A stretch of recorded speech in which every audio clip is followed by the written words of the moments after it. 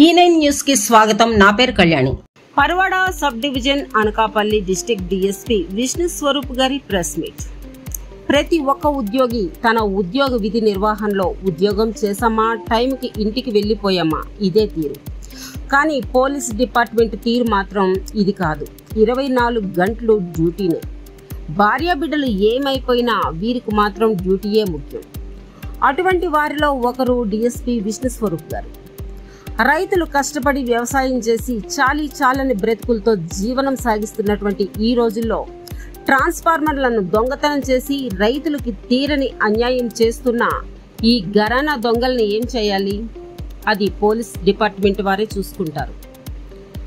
ఇక విశాఖపట్నం, అనకాపల్లి జిల్లాలకు చెందిన కొన్ని ప్రాంతాల్లో 5 వ్యక్తులు దొంగతనాలకు పాల్పడి ట్రాన్స్ఫార్మర్లపై ఆధారపడి జీవనం సాగిస్తున్న రైతులు నోట్లో మట్టి కొట్టి ట్రాన్స్ఫార్మర్లను ఎత్తుకుని వెళ్లి అమ్ముకుని సొమ్ము చేసుకుని వ్యసనాలకు అలవాటు పడి జలసాగా జీవనం సాగిస్తున్న కొంతమంది దొంగల ముఠ పరిస్థితి ఇది. ఇక వివరాల్లోకి వెళ్తే 2023 నవంబర్ నుండి జూన్ 2025 వరకు సుమారుగా 42 ట్రాన్స్ఫార్మర్లను దొంగతనం చేసి వాటిలో వచ్చిన కాపర్ వైర్లను 52 లక్షలకు అమ్మి సొమ్ము చేసుకునే ఈ దొంగల ముఠ పాపం నేటికి పండింది. వీరు సుమారుగా సబ్బవరం, అనంతపురం, పద్మనాభం, పెందుర్తి, అచ్యుతాపురం, చోడవరం, కొత్తకోట, మల్కాపురం, గోపాలపట్నం, భీములి ఈ ప్రాంతాల్లో ఉదయం పూట పొలాల్లోకి వెళ్ళి ఎక్కడ ట్రాన్స్ఫార్మర్లు ఉన్నాయో చూసుకొని రాత్రిపూట ఆ ట్రాన్స్ఫార్మర్లను కట్ చేసి వాటిలో ఉన్న కాపర్ వైర్లను దొంగలించి సొమ్ము చేసుకోవటం వీరికి అలవాటుగా మారింది.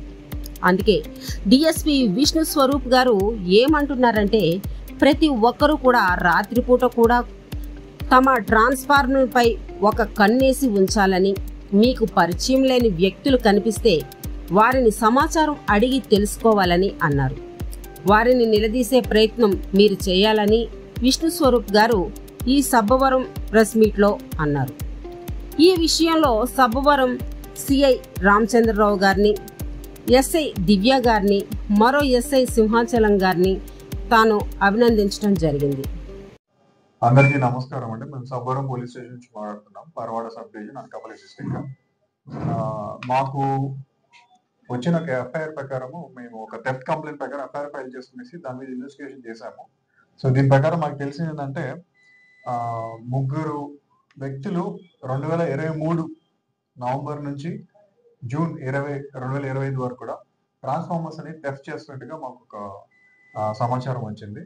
సో దా ఇన్వెస్టిగేషన్ బేసిస్ మీద మేము కంటిన్యూస్ ఎఫర్ట్స్ పెట్టిన తర్వాత సబ్బవరం సిఐ గారు అలాగే సబ్బవరం ఎస్ఐ గారు, సో మనకి దీంట్లో మొత్తం మనకి తెలిసిన డీటెయిల్స్ ఏంటంటే, ఈ వ్యవధిలో 42 ట్రాన్స్ఫార్మర్స్ వీళ్ళు థెఫ్ట్ చేశారండి. ఈ 42 ట్రాన్స్ఫార్మర్స్ కి అప్రాక్సిమేట్ గా మనం వెలకట్టినట్లయితే 54 లక్షలు మొత్తం కూడా ప్రాపర్టీ అంటే వాల్యూ అయితే. సో వీళ్ళు ఏం చేస్తున్నారంటే, థెఫ్ట్ చేసిన తర్వాత దీంట్లో ఉన్న కాపర్ ని వీళ్ళు తీసుకుని వెళ్ళేసి అమ్మేస్తున్నారు మళ్ళీ కూడా. సో ఈ 42 ట్రాన్స్ఫార్మర్లు కూడా మొత్తం మనకి ఎక్కడెక్కడ చేశారని చూసుకోగలిగితే, ఒకటి సబ్బవరం, మన సబ్బవరం లిమిట్స్ లోనే, దాని తర్వాత ఆనందపురం, పద్మనాభ పిఎస్, పెందుర్తి, అచ్యుతాపురము, చోడవరము, కొత్తకోట, మల్కాపురము, గోపాలపట్నము, భీమిలి. సో ఈ లిమిట్స్ లో ఈ ఏరియాస్ మొత్తం కవర్ చేస్తే వీళ్ళు థెఫ్ట్ చేశారు.